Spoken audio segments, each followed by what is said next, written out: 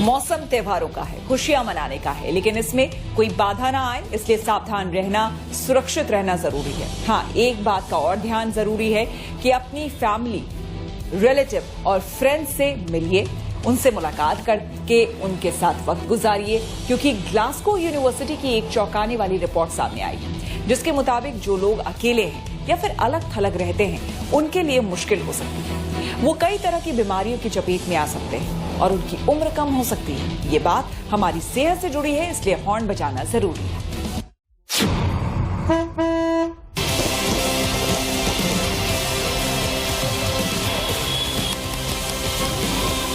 त्योहारों के दिन यानी खुशियों के दिन,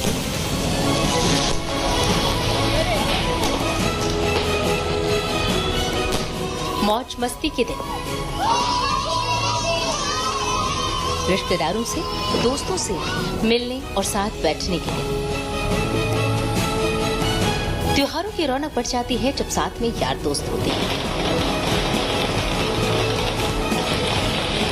लेकिन ये बात भी सच है कि जब दोस्त अपने पास होते हैं तो त्योहार जैसा माहौल बन जाता है। कुल जमा बात यह है कि खुश रहने के लिए सामाजिक होना, लोगों से घुलना मिलना जरूरी है।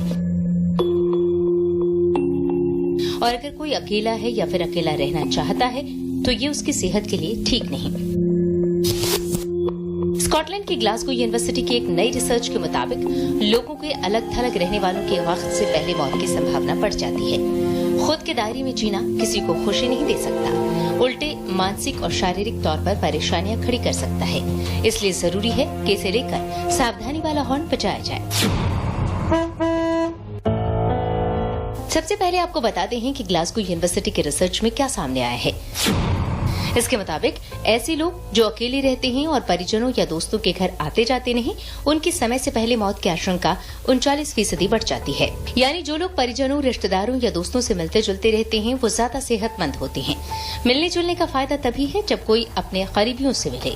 अनजान लोगों के साथ ग्रुप एक्टिविटी से रिस्क कम नहीं होता।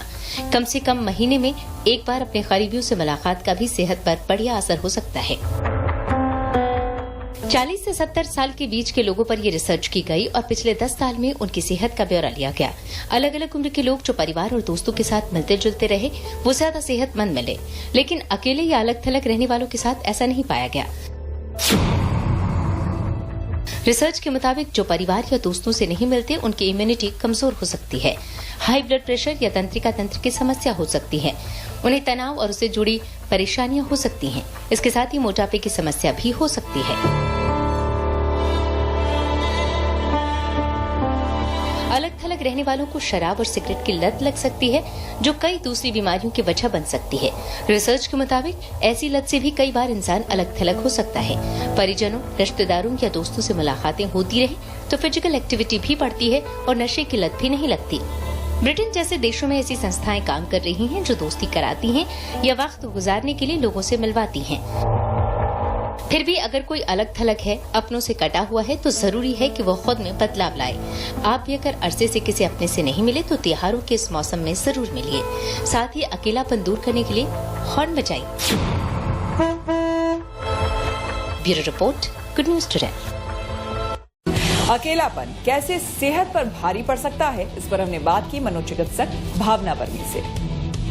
सोशल आइसोलेशन व्यक्तियों को काफी प्रभावित कर सकता है, जो विभिन्न शारीरिक और मानसिक स्वास्थ्य समस्याओं में योगदान दे सकता है।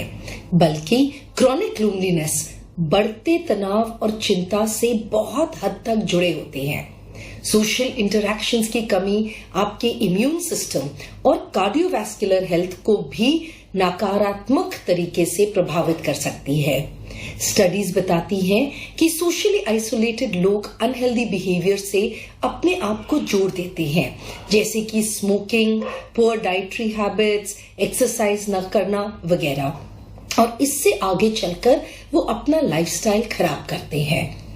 इनफैक्ट हमें यह समझना जरूरी है कि सोशल कनेक्शंस अक्सर इमोशनल सहायता प्रदान करते हैं जो हमें डिस्ट्रेस करवाती है। सोशल आइसोलेशन और लोनलीनेस को दूर करने में मल्टीफैसेटेड अप्रोच शामिल है, पर सबसे पहले अपने से प्यार करें। मतलब focus on self love and self containment.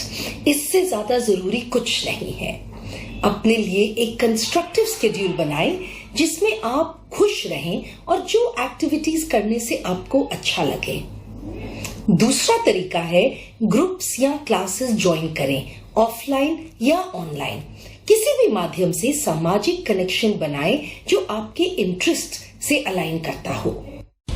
Break plaza पर हमारे लिए वक्त हो गया छोटे से ब्रेक का, लेकिन आप कहीं मत जाएगा। ब्रेक के बाद भी खबरें जारी हैं।